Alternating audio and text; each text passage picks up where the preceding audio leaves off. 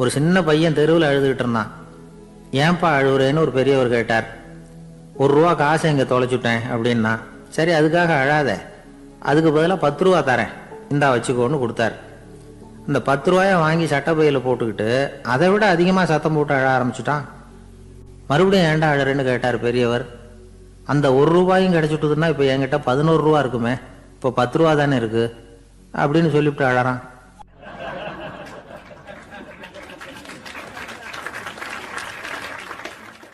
என்னுடைய நண்பர் ஒருத்தர், அவருக்கு ஜாதகத்தில் நம்பிக்கை உண்டு. அவரே ஜோசியம்லாம் பார்ப்பார்.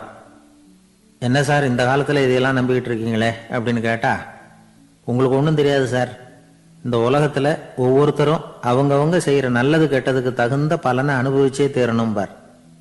அது மட்டும் இல்லை, ஒருத்தர் செத்துட்டா கூட அவன் செஞ்ச பாவ புண்ணியங்கள் கூடவே போய்கிட்டு இருக்கோம் பார்.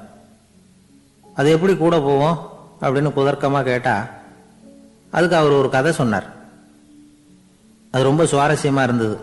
அது என்ன கதைன்னா, ஒரு ஊரில் ஒருத்தர் இருந்தாராம். அவர் ஜோசியம் பார்க்கறதுல ரொம்ப கெட்டிக்காரரான். ஒருத்தருடைய தலைமுடியை மட்டும் அவர்கிட்ட காட்டினா போதும், அதை மட்டும் பார்த்துட்டு அவருடைய ஜாதகத்தையே அலசி போடுவாராம். அப்பேற்பட்ட திறமை.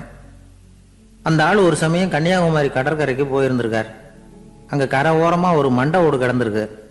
அதை எடுத்து பார்த்துருக்கார். அந்த மண்டை ஓட்டை வச்சுக்கிட்டே அதோட ஜாதகத்தை அலசியிருக்கார்.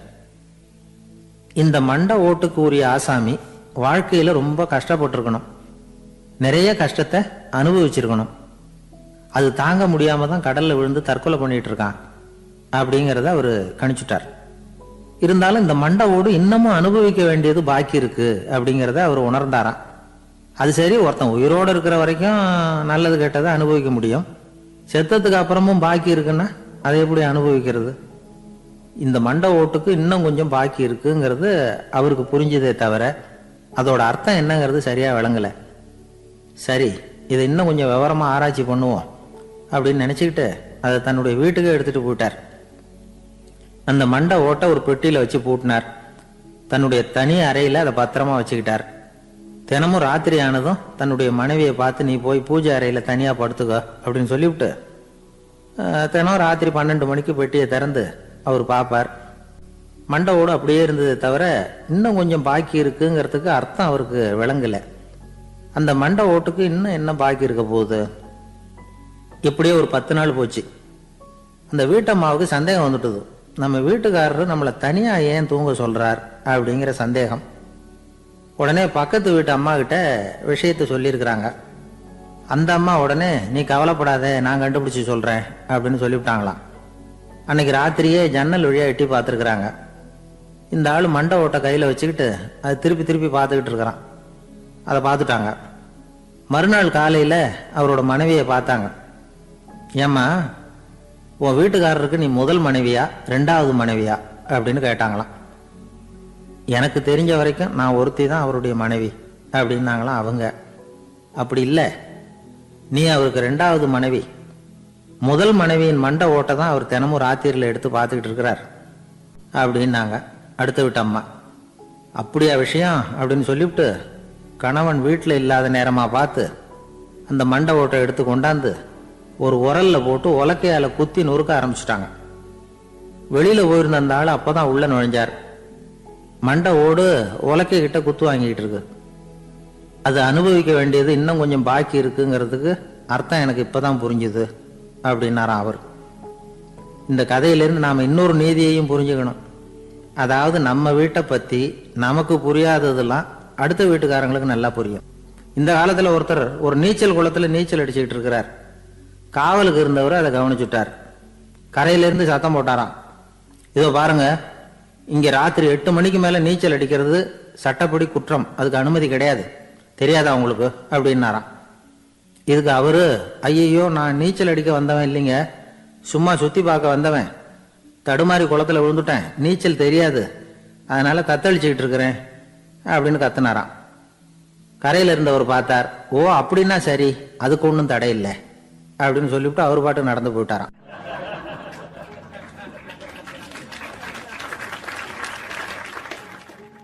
ஒரு ஊர்ல ஒரு ஆள் இருந்தான். நிறைய பணம் சேர்த்தான்.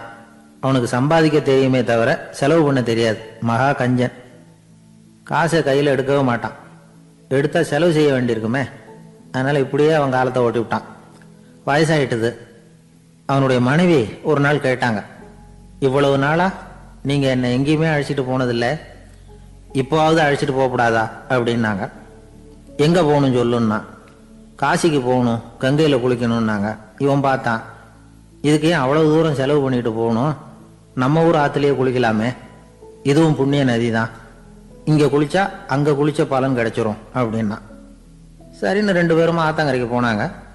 அன்னைக்கு ஏதோ விசேஷம், நிறைய கூட்டம், நிறைய பேர் குளிச்சுக்கிட்டு இருக்கிறாங்க. கரையில் சில புரோகிதர்கள் நின்றுக்கிட்டு இருக்கிறாங்க. குளிக்கிறதுக்கு முந்தி அவங்க கிட்ட உட்காந்தா ஏதோ மந்திரம்லாம் சொல்லுவாங்க, கொஞ்சம் காசு கொடுக்க வேண்டியிருக்கும். அதனால இவன் என்ன பண்ணான், ஆத்தங்கரையிலேயே கொஞ்சம் தூரம் போனான். ஊரை விட்டு தள்ளி வந்துட்டான், அங்கே யாருமே இல்லை. அப்பாடான்னு சந்தோஷப்பட்டான், குளிக்கலாம்னு புறப்பட்டான். இந்த நேரம் கடவுள் பார்த்தார், இந்த கஞ்சனுக்கு ஏதாவது புத்தி போகட்டணும் அப்படின்னு நினைச்சார். உடனே ஒரு புரோகிதர் மாதிரி உருவத்தை மாத்திக்கிட்டு அந்த ஆள் முன்னாடி வந்து நின்னார். அவனுக்கு அதிர்ச்சி, இங்க யாருமே இருக்க மாட்டாங்கன்னு நினைச்சா இங்கேயுமே ஒரு ஆள் வந்துட்டாரு, என்ன பண்றதுன்னு யோசனை பண்ணான். புரோகிதர் உருவத்தில் இருந்த கடவுள் சொன்னார், இதை பாருங்க, இன்னைக்கு விசேஷ நாள், நீராடுறதுக்கு முன்னாடி சுயகல்பம் பண்ணிக்கிறது ரொம்ப நல்லது அப்படின்னார். என்கிட்ட பணம் எதுவும் இல்லையேன்னா. பரவாயில்ல, அப்புறமா கொடுங்க, வாங்கிக்கிறேன். ஆனால் ஒன்று, எவ்வளவு கொடுப்பீங்கிறத மட்டும் இப்போவே சொல்லிவிடுங்க அப்படின்னார். இவன் ரொம்ப யோசனை பண்ணான். ஒரு 10 பைசா தரேன் அப்படின்னா. சரின்னு ஒத்துக்கிட்டு எல்லா கிரியைகளையும் அவர் செஞ்சார். அதுக்கப்புறம் கணவனும் மனைவியும் ஆற்றுல குளிச்சாங்க. அவர் போயிட்டார். கொஞ்ச நாள் கழிச்சு அவன் வீட்டுக்கு வந்தார் கடனை வசூல் பண்ணுறதுக்கு. வாசலில் நின்றுக்கிட்டு இருந்த அவன் மனைவி இவரை பார்த்ததும் தயங்க ஆரம்பித்தாங்க. அந்த அம்மா கிட்ட விஷயத்த சொன்னார். அந்த அம்மா ஓடி போய் உள்ளே இருக்கிற தன்னுடைய கணவர்கிட்ட சொன்னாங்க. அவன் யோசனை பண்ணான், இப்போ வெளியில் போனால் அவனுக்கு 10 காசு கொடுக்க வேண்டியிருக்கும், அதனால் எனக்கு காய்ச்சல்னு அந்த ஆளுகிட்ட சொல்லிவிடு, இன்னொரு சந்தர்ப்பத்தில் என்னை வந்து பார்க்க சொல்லு அப்படின்னா. அந்த அம்மா போய் சொன்னாங்க. அப்படிங்களா, அப்படின்னா அவரை நான் உடனே போய் பார்க்கணுமே அப்படின்னு உள்ள நுழைய ஆரம்பித்தார். அவங்க மறுபடியும் இருங்க அதை வரேன்னு சொல்லிவிட்டு உள்ள ஓடி விஷயத்த சொன்னாங்க. இது எதுடா வம்பா போச்சு அப்படின்னு பார்த்தான். மனைவியை கிட்டத்தில் கூப்பிட்டான். இதோ பாரு, ஜன்னி கண்டு நான் இறந்து போயிட்டதா சொல்லிவிடு அப்படின்னா சொன்னாங்க. புரோகிதர் பார்த்தார். அப்படின்னா ஒரு வழியாக இருந்து அவருடைய இறுதி சடங்குகளையும் நானே முடிச்சுட்டு போயிடுறேன் அப்படின்னார். உள்ளே இருந்தவன் யோசனை பண்ணான், அந்த ஆள் என்னை விடமாட்டான் போல இருக்கு, அதனால் ஒரு சவப்பெட்டியில் என்னை வச்சு தூக்கிக்கிட்டு மயானத்துக்கு போங்க, பார்த்துக்கலாம் அப்படின்னா. புரோகிதரும் விடுற மாதிரி இல்லை, கூடவே நடந்து போயிட்டு இருக்கிறார். அங்கே இறக்கி சடங்குகளை முடிச்சுட்டு தீ வைக்கிற நேரம் பொட்டிலுள்ள இருந்த நம்ம ஆள் அலறி அடிச்சுட்டு வெளியில் ஓடி வந்தான். புரோகிதர் உருவத்தில் இருந்த கடவுள் சிரிச்சார், தன்னுடைய சுய உருவத்தை காட்டினார். அதுக்கப்புறம் அவனை கூப்பிட்டு, இதை பார்ப்பா, ஏன் இப்படி அல்லாடுற, ஏதாவது வர வேணும்னா கேள் தரேன் அப்படின்னார். அவன் யோசனை பண்ணான். பகவானே, ஒரே ஒரு வரம் தான் உங்ககிட்ட கேட்கணும்னா. என்ன வேணும் கேளுன்னார். அந்த 10 பைசா தட்சணையை தள்ளுபடி பண்ணா போதும் அப்படின்னா. கடவுளும் சரின்னு சொல்லிட்டு போயிட்டார். இப்படி ஒரு கதையை சுவாமி சிவானந்தர் சொல்லியிருக்கிறார். செல்வந்தர்கள் பல பேர் இப்படித்தான் இருக்கிறாங்க. தாங்களும் அனுபவிக்க மாட்டாங்க, அடுத்தவங்களுக்கும் கொடுக்க மாட்டாங்க. இது மாதிரியான கஞ்சர்களுக்கு இந்த உலகம் இல்லை, அந்த உலகம் இல்லைங்கிறார் அவர். இந்த கதையில கடவுள் கடன் வசூலுக்கு வந்தது மாதிரி நம்ம ஊர் ஆள் ஒருத்தன் இன்னொருத்தர்கிட்ட 10 பைசா கடன் கொடுத்துட்டான். திருப்பி வாங்கறதுக்கு நடையா நடக்கிறான். கடைசியா கேட்டான், நீ எப்பதான் கடனை திருப்பி தரப்போற, அதை முடிவா சொல்லுன்னா. வர்ற வியாழக்கிழமை கண்டிப்பா கொடுத்துருவேன் அப்படின்னானா அவன். அன்னைக்கு நான் ஊர்ல இருக்க மாட்டேனே அப்படின்னானா இவன். அதனால என்ன, நானும் தான் அன்னைக்கு ஊர்ல இருக்க மாட்டேன் அப்படின்னானா. ஒருத்தர் ஓடி வந்தார். இன்னொருத்தரை பார்த்து, சார் உங்க சைக்கிளை ஒரு நாள் இரவல் கொடுங்களேன், பக்கத்து ஊருக்கு போயிட்டு வர வேண்டியிருக்கு அப்படின்னார். இவர் சைக்கிளை கொடுத்து பத்திரமா கொண்டுட்டு போங்கன்னார். சார் இதை பத்திரமா கொண்டு போறேன், கவலையே வேணாம், ஏன்னா இது உங்களோட சைக்கிள் அப்படின்னு நான் நினைக்கல, என்னோட சைக்கிளா நினைக்கிறேன் அப்படின்னார். அதுக்கப்புறம் தான் இவருக்கு உண்மையாவே பயம் வந்துட்டுது. ஏன்னா அவர் சொன்னது மாதிரி அதை தன்னோட சைக்கிளாவே நினைச்சு தள்ளிட்டு போட்டா என்ன பண்றது. எது எதை நம்முடையதா நினைக்கணுங்கிறதுக்கு ஒரு வரையறை இருக்கு. சில பேர் ஆபீஸையே வீடா நினைச்சு விடுறது உண்டு. அப்படிப்பட்டவங்க கூட வீட்டை ஆபீஸா நினைக்கிறது இல்லை. ஏன்னா வீட்டில் இவர் ஆபீஸரா நடந்துக்க முடியறதில்லை. இதெல்லாம் ஒரு பக்கம் இருக்கட்டும், இப்போ விஷயத்துக்கு வருவோம். பொறியியல் மேதை டாக்டர் விஸ்வேஸ்வரய்யா இருந்தார் இல்லையா, பாரத ரத்னா விருதெல்லாம் கொடுத்தாங்களே. ஆபீஸ் வேலை வேற, சொந்த வேலை வேற அப்படிங்கிறதுக்கு ஒரு உதாரணமா இருந்தவர் அவர். மைசூர் மகாராஜா கிட்ட திவானா இருந்தார். அவர் ஒரு நாள் அரசாங்க வேலை காரணமா வெளியூர் போயிருந்தார். ஹாசன்கிற ஊருக்கு பக்கத்துல ஒரு பயண மாளிகை, அங்க தங்கிவிட்டார். ராத்திரி அங்க தங்கி இருந்துட்டு விடிஞ்சதும் ஊருக்கு திரும்புறதாக திட்டம். ராத்திரி தூங்குறதுக்கு ரொம்ப நேரம் ஆயிட்டுது. ரொம்ப நேரம் வரைக்கும் அரசாங்க சம்பந்தப்பட்ட வேலைகளையே பார்த்துக்கிட்டு இருக்கிறார். அரசாங்க ஃபைல்கள் நிறைய இருந்தது. அதையெல்லாம் ஒவ்வொன்றா எடுத்தார், படித்து பார்த்தார், பரிசீலனை பண்ணார். அதில் எழுத வேண்டியதை எழுதினார், கையெழுத்து போட்டார். ஒரு வழியாக அந்த வேலையெல்லாம் முடிஞ்சுது. அதுக்கப்புறம் என்ன பண்ணார்னா, தன்னுடைய சூட்கேஸை திறந்தார். அதிலிருந்து 2 மெழுகுவத்தியை எடுத்து கொளுத்தி வச்சார். அந்த பயண மாளிகையில் அது வரைக்கும் எரிஞ்சுக்கிட்டு இருந்த மின்சார விளக்குகளை அணைச்சுட்டார். அதுக்கு பிறகு அந்த மெழுகுவத்தி வெளிச்சத்தில் சில புத்தகங்களை தொடர்ந்து படிக்க ஆரம்பிச்சிட்டார். அந்த பயண மாளிகையில் பணியாளராக இருந்தவர் இதை பார்த்துட்டு ஓடி வந்தார். மறுபடியும் மின் விளக்கு போடுறதுக்காக போனார். விஸ்வேஸ்வரய்யா அதை பார்த்துட்டு போட வேணாம்ட்டாராம். இது வரைக்கும் நான் அரசாங்க அலுவல்களை கவனிச்சுக்கிட்டு இருந்தேன், அதனால மின் விளக்குகள் அப்போ எரிஞ்சதுல தப்பு இல்லை. இப்போ நான் புத்தகம் படிச்சுக்கிட்டு இருக்கேன், இது என்னுடைய சொந்த வேலை. இங்கே இருக்கிற மின் விளக்கு அதுக்காக ஏன் எரியணும் அப்படின்னு கேட்டாராம். இப்போ இருக்கிற சில அரசு பணியாளர்கள் கிட்ட இந்த சம்பவத்தை பேச்சோட பேச்சா சொல்லி பார்த்தேன். அவங்களால இதை ஜீரணிக்கவே முடியல. நேர்மை தேவைதான் சார், அதுக்காக அவ்வளவு தூரத்துக்கு அது தேவையா அப்படிங்கிறாங்க. விஸ்வேஸ்வரய்யா அப்படி பண்ணினது தான் ஒரு நேர்மையாளர் அப்படின்னு இந்த உலகத்துக்கு நிரூபிக்கணுங்கிறதுக்காக இல்லை.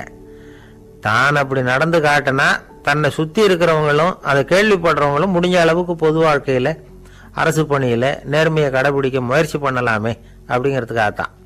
இப்போவும் சில பேர் இருக்கிறாங்க, இவங்க ஆஃபீஸ் வேற வீடு வேறன்னு நினைக்கிறது இல்லை, அவ்வளவு உரிமை. ஒருத்தர் அப்படிதான், அவருக்கு அவசரமாக 5000 ரூபா தேவைப்பட்டது. ஆஃபீஸ் பணத்தை எடுத்துக்கிட்டார். அந்த நேரம் பார்த்து ஆடிட் வந்துட்டுது, ஆப்பிட்டுக்கிட்டார். விசாரணை நடக்குது. அவர் சொல்றார், சார் நான் நேரம் காலம் பார்க்காம ஆஃபீஸில் வேலை செய்வேன், ஏன்னா அதை என்னோட ஆஃபீஸாக நினைக்கிறேன். அவசரத்துக்கு அந்த பணத்தை எடுத்தேன், மறுபடியும் வச்சுடலாம்னு தான் இருந்தேன், அதுக்குள்ளே இப்படி ஆயிட்டுது. நீங்கள் என்ன நினைச்சாலும் சரி, நான் ஆஃபீஸ் வேற வீடு வேற அப்படின்னு நினைக்கிறது இல்லை, அது என்னோட சுபாவம் அப்படின்னார். விசாரணை பண்ணவர் தீர்ப்பு வழங்கினார். உங்கள் சுபாவத்துக்கு மதிப்பு கொடுத்து நானும் தீர்ப்பு வழங்குறேன். நீங்கள் கொஞ்ச நாள் ஜெயிலில் இருந்துட்டு வாங்க, அது உங்களுக்கு கஷ்டமாக இருக்காதுன்னு நினைக்கிறேன். ஏன்னா அங்கே போனாலும் நீங்கள் உங்கள் சுபாவப்படி வீடு வேற ஜெயில் வேறன்னு நினைக்க மாட்டீங்க அப்படின்னாராம். ஒரு நண்பர் சினிமா படம் தயாரிக்கிறவர், அவர்கிட்ட ஒரு நாள் பேசிக்கிட்டு இருந்தேன். அது எப்படி சார், நீங்கள் எடுக்கிற எந்த படமும் கையை கடிக்காத அளவுக்கு எடுத்துடுறீங்களே, அது எப்படின்னு கேட்டேன். அது ஒன்றும் பெரிய விஷயம் இல்லை சார், பெண்களுக்குன்னு சில உருக்கமான காட்சிகள், இளைஞர்களுக்குன்னு சில நடனங்கள், அடிதடி காட்சிகள், அப்புறம் வயசானவங்களுக்குன்னு சில ஆன்மீக காட்சிகள், சின்ன பிள்ளைங்களுக்கு சிரிப்பு, இப்படி எல்லாமும் சேர்த்து நான் படம் எடுக்கிறேன். மசாலா படம்னு பேர். இது ரொம்ப பெருசாக இல்லைன்னாலும் ஓரளவுக்கு சுமாராக ஓடிடும், கையை கடிக்காது அப்படின்னார். இது ஒரு உத்தி. சில பத்திரிகை ஆசிரியர்களும் இந்த உத்தியை கையாளுறது உண்டு. இந்த உத்திக்கு பார்னம் உத்தி அப்படின்னு பேர், பார்னம் எஃபெக்ட் அப்படின்னு சொல்லுவாங்க. அதாவது ஃபீனியஸ் டி பார்னம் அப்படின்னு ஒருத்தர் அமெரிக்காவில் இருந்தாராம். அதாவது 19ஆம் நூற்றாண்டில் அமெரிக்காவில் கொடிகட்டி பறந்த ஒரு சர்க்கஸ் நிறுவனத்தின் அதிபர் அவர். இந்த உலகத்தில் ஒவ்வொரு நிமிஷமும் ஒரு ஏமாளி பறந்துக்கிட்டே இருக்கிறான் அப்படிங்கிறது அவருடைய சித்தாந்தம். ஒவ்வொருத்தரையும் திருப்திப்படுத்துகிற அளவுக்கு அம்சங்களை கொஞ்சம் கொஞ்சமாக கலந்து கேளிக்கை நிகழ்ச்சிகளை நடத்தினது தான் அவருடைய மகத்தான வெற்றிக்கு காரணம். அதனால் அந்த உத்தியை யார் கடைப்பிடிச்சாலும் சரி, அதுக்கு பார்னம் உத்தி அப்படின்னு பேர் வந்துட்டுது. ஜோசியம் சொல்கிறவங்களுக்கும் இந்த உத்தி தான் கை கொடுக்குது. ஒரு விஷயத்தை ஒருத்தருடைய கோள் நிலைகள் அல்லது கையெழுத்து நிரூபிக்கிறதாக அவர்கிட்ட சொன்னால் அதை அவர் நம்பிவிடுவார். ஆனால் அந்த விஷயம் நல்லதாக இருக்கணும், நேர்மையானதாக இருக்கணும், அதாவது பாசிட்டிவாக இருக்கணும். 8ஆம் இடத்துல குரு, 9ஆம் இடத்துல சனி, நீங்கள் ஒரு பெரிய மேதை தான் அப்படின்னு சொல்லுவாங்க. கேட்குறவங்களுக்கு அதை மறுக்கிறதுக்கு மனசு வராது. அப்படி சொல்லும் பொழுது கூடவே என்ன கொஞ்சம் முன்கோபம் அதிகமாக இருக்கும், இருந்தாலும் அது உடனே மறைஞ்சிரும் அப்படின்னு சில அற்ப விஷயங்களையும் சொன்னாலும் அதையும் சரிதான்னு சொல்லி ஒத்துக்குவாங்க. ஆளுமையை எடை போடுகிற ஒரு நிறுவப்பட்ட உத்தியின் மூலமாக தன்னுடைய குணாதிசயங்கள் கண்டுபிடிக்கப்பட்டதாக அவர் நம்புறது தான் இதுக்கு காரணம். இந்த மாதம் பணத்தட்டுப்பாடு கொஞ்சம் இருக்கும், உடம்புல ஏதாவது கொஞ்சம் அசௌகரியம் இருக்கும், வீட்டுக்குள்ளே லேசாக மனஸ்தாபம் வரலாம், இது மாதிரி பொதுப்படையாக சிலதை சொன்னாலே போதும், மக்களை நம்ப வச்சுடலாம். இதெல்லாம் நமக்கு மட்டும்தான் ஏற்படுது அப்படின்னு சொல்லி அவங்க நினைக்கிறது தான் காரணம். இதுதான் பாரணம் உத்திங்கிறது.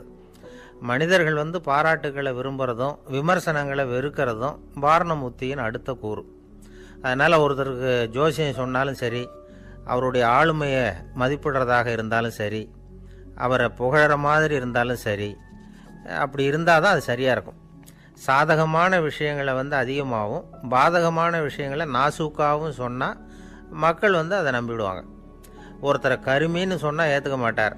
அதையே கொஞ்சம் மாற்றி நீங்கள் கொஞ்சம் சிக்கனமான ஆசாமி அப்படின்னு சொன்னால் நீங்கள் சொல்கிறது சரிதான் சார் அப்படிம்பார். நீங்கள் பெரிய செலவாளி தான், இருந்தாலும் நல்ல விஷயங்களுக்கு தான் செலவழிப்பீங்க அப்படின்னு சொல்லணும்.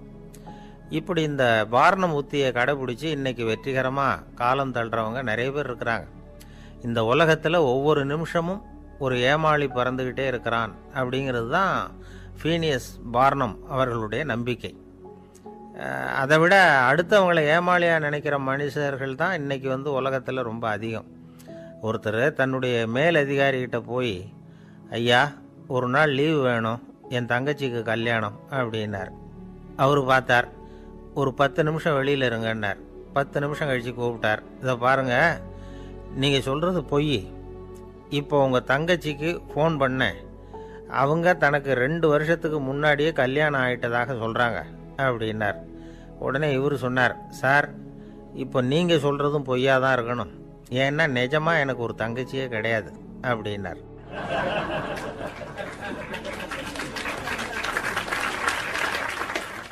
ஒரு ஊரில் 4 நண்பர்கள் இருந்தாங்க. 4 பேரும் சோம்பேறிகள். 4 பேருக்கும் எந்த வேலையும் செய்யறதுக்கு உடம்பு வளையறதில்லை. இருந்தாலும் சோம்பேறித்தனத்தில் ஒருத்தருக்கு ஒருத்தர் கொஞ்சம் வித்தியாசம் உண்டு. அதுக்கு தகுந்த மாதிரி அவங்களுக்கு பேர் அமைஞ்சு போச்சு.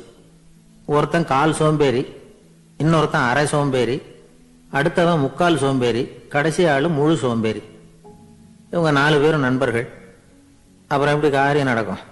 4 பேரும் ஒரு வீதியில் அப்படியே நடந்து போய்கிட்டு இருக்கிறாங்க. நல்ல பசி. எங்கேயாவது சோறு போடுவாங்களா அப்படின்னு பார்த்துக்கிட்டே வந்தாங்க. அவங்க வந்த வழியில் ஒரு ரூபா காசு கிடந்தது தரையில். அவங்க கண்ணில் அது பட்டுது. ஆனாலும் அதை குனிஞ்சு எடுக்கணுமே, அதுக்கு சோம்பேறித்தனம். முழு சோம்பேறி பார்த்தான். பக்கத்தில் வந்துக்கிட்டு இருந்த முக்கால் சோம்பேறிக்கிட்ட சொன்னானா, டேய் அதை கொஞ்சம் குனிஞ்சு எடுறா அப்படின்னானா. அவன் என்ன பண்ணான் தெரியுமா? அதுக்கு அடுத்தபடியா வந்த அரை சோம்பேறிகிட்ட சொன்னானா, என்ன எல்லாரும் பேச, நீ அதை கொஞ்சம் குனிஞ்சு எடுறா அப்படின்னானா. அவன் இவனை விட மோசம், அடுத்தவங்கிட்ட சொல்லியிருக்கிறான். அவனும் குனியறதுக்கு தயாரா இல்லை. ஆக கூடி கடைசியில் யாருமே காசை எடுக்கல. என்னத்துக்கு அனாவசியமா உடம்ப வளைச்சிக்கணும் அப்படின்னு எல்லாரும் பேசாம வந்துட்டாங்க. அவங்க பாட்டுக்கு நடந்து வந்துகிட்டே இருக்கிறாங்க. எதிரில் ஒருத்தன் வாழைப்பழத்தை வண்டியில வச்சு தள்ளிட்டே வந்தான். ரூபாய்க்கு 4 பழம்னு கூவி வித்துக்கிட்டே வர்றான். இப்போ அந்த முழு சோம்பேறி சொன்னானா, டேய் வழியில் கிடந்ததை ரூபா, அதையாவது எடுத்துக்கிட்டு வந்திருந்தா இப்போ இந்த பழத்தை வாங்கி ஆளுக்கு ஒன்று சாப்பிடலாமே அப்படின்னானா.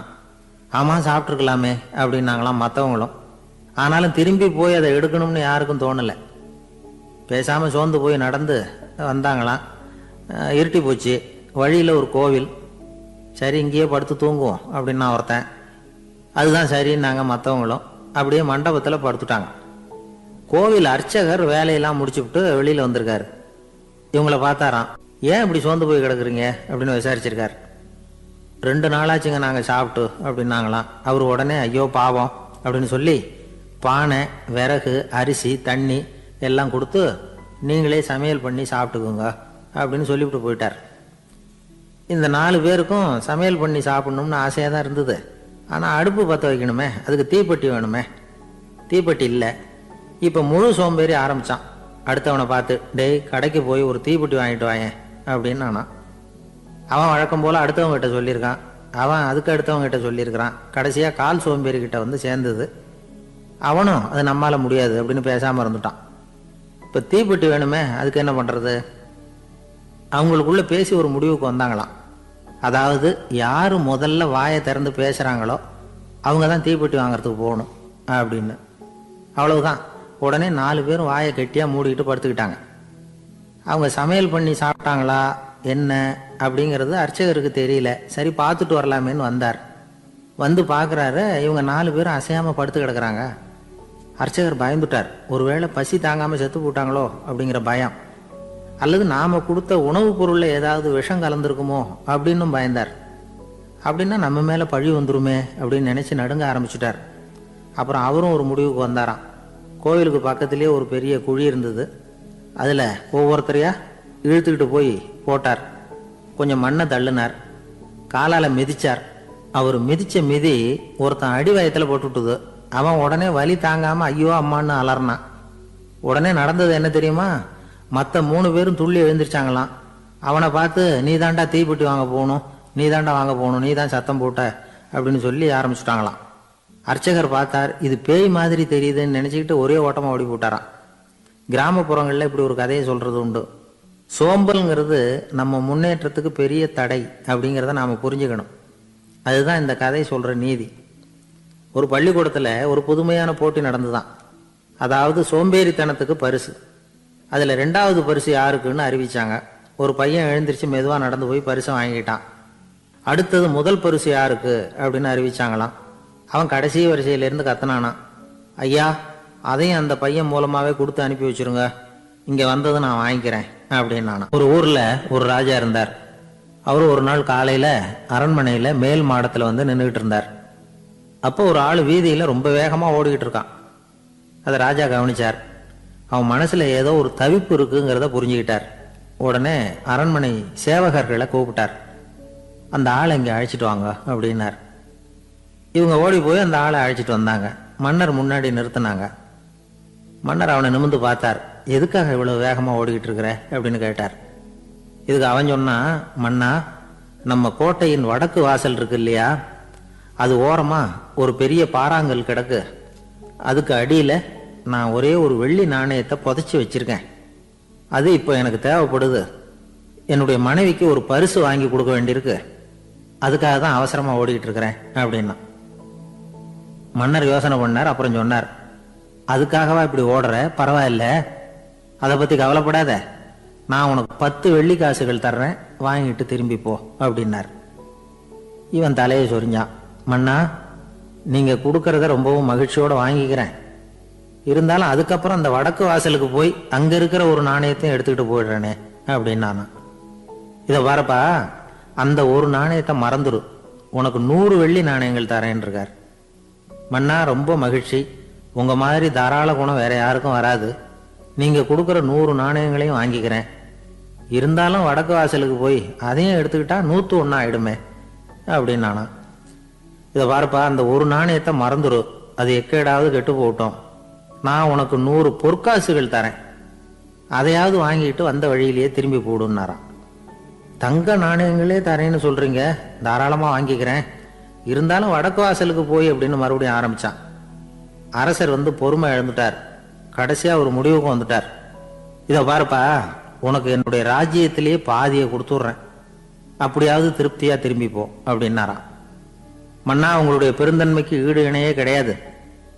தேசத்திலேயே பாதி பிரித்து கொடுக்குறேன்னு சொல்றீங்க, அதனால உங்ககிட்ட ஒரு சின்ன வேண்டுகோள் அப்படின்னானா. சொல்லுன்னாராம் மன்னர் ஆர்வமா. இவன் மெதுவாக ஆரம்பிச்சான்.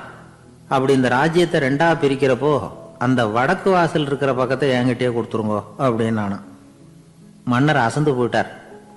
இந்த கதை எதுக்காகன்னு கேட்டா, மனம்ங்கிறது ஒரு குரங்குங்கிறத புரிஞ்சுக்கிறதுக்காகத்தான். உன்னை பிடிச்சிக்கிட்டா லேசில் விடாது. அப்படிப்பட்ட மனசை அறிவு தான் வழி நடத்தணும்.